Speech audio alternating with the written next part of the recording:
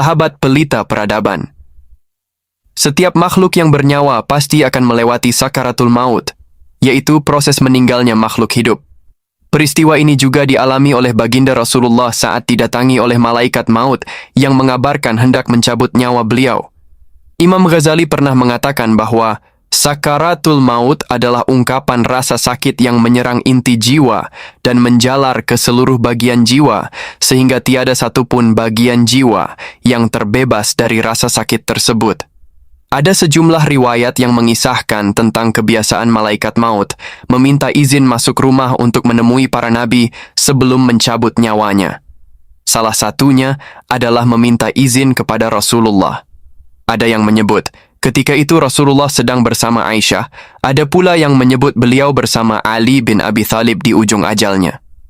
Sebelum mencabut nyawa Rasulullah, malaikat maut meminta izin masuk di depan pintu.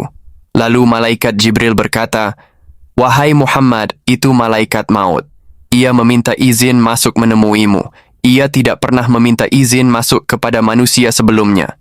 Dan ia tidak akan meminta izin masuk kepada seorang manusia pun setelah ini." Maka malaikat maut pun masuk dan duduk di hadapan Rasulullah, lalu berkata, "Sesungguhnya Allah mengutusku untuk menemuimu dan memerintahkanku untuk mematuhimu. Jika engkau memerintahkanku mencabut nyawamu, maka akan kucabut. Jika engkau tidak suka, maka akan kutinggalkan." Beliau bertanya, "Engkau akan melakukannya, wahai malaikat maut?" Malaikat maut menjawab, "Ya, itulah yang diperintahkan kepadaku." Jibril kemudian mengatakan kepada Rasulullah, "Sesungguhnya Allah telah rindu bertemu denganmu."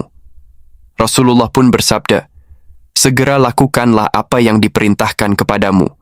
Sementara itu, dalam kisah lainnya, pada saat itu ada yang bertamu ke kediaman Rasulullah.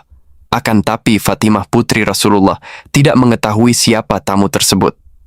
"Aku mohon maaf, tapi aku tidak bisa membiarkanmu masuk karena ayahku sedang demam." Begitulah kata Fatimah putri Rasulullah sambil menutup pintu. Fatimah segera mendekati ayahnya, dan Rasulullah bertanya, "Wahai anakku, siapa tamu itu?" Fatimah menjawab dengan lembut, "Aku tidak tahu, ayah, tapi sepertinya ini pertama kalinya aku bertemu dengannya." Rasulullah menatap putri tercintanya dengan tatapan yang menggetarkan. Beliau berkata, "Wahai anakku, ketahuilah bahwa orang yang kamu lihat adalah yang mengakhiri kenikmatan sesaat. Dia yang memisahkan pertemuan di dunia. Dia adalah malaikat maut." Mendengar itu, Fatimah tidak bisa menahan tangisnya. Kemudian, malaikat maut mendekati Rasulullah. Karena Rasulullah menanyakan keberadaan malaikat Jibril, malaikat maut memanggil malaikat Jibril untuk menemani Rasulullah. Rasulullah bertanya, "Wahai Jibril, katakan padaku apa hakku di hadapan Allah Subhanahu wa Ta'ala?" Malaikat Jibril menjawab, "Wahai Rasulullah, pintu-pintu langit akan terbuka dan para malaikat sudah menantikanmu di sana. Semua pintu surga telah terbuka lebar menantikan kedatanganmu." Meskipun mendengar kabar gembira dari malaikat Jibril, Rasulullah masih terlihat cemas. Melihat kecemasan Rasulullah, malaikat Jibril bertanya, "Mengapa engkau masih cemas seperti itu? Apakah engkau tidak bahagia mendengar kabar ini, ya Rasulullah?" Rasulullah kembali bertanya, "Beritahukanlah kepadaku, bagaimana nasib umatku kelak?" Malaikat Jibril menjawab, "Jangan khawatirkan nasib umatmu, ya Rasulullah. Aku mendengar Allah Subhanahu wa Ta'ala berfirman kepadaku, Aku telah mengharamkan surga bagi selain umat Muhammad, hanya umatmu yang berhak memasukinya." Rasulullah merasa sedikit tenang. Tak terasa, saat-saat kepergian sang Rasul semakin dekat. Malaikat Israel terlihat sedang menjalankan tugasnya.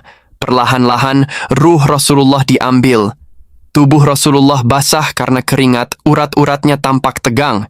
Sambil merasakan rasa sakit, Rasulullah berkata, "Wahai Jibril, betapa sakitnya sakaratul maut ini."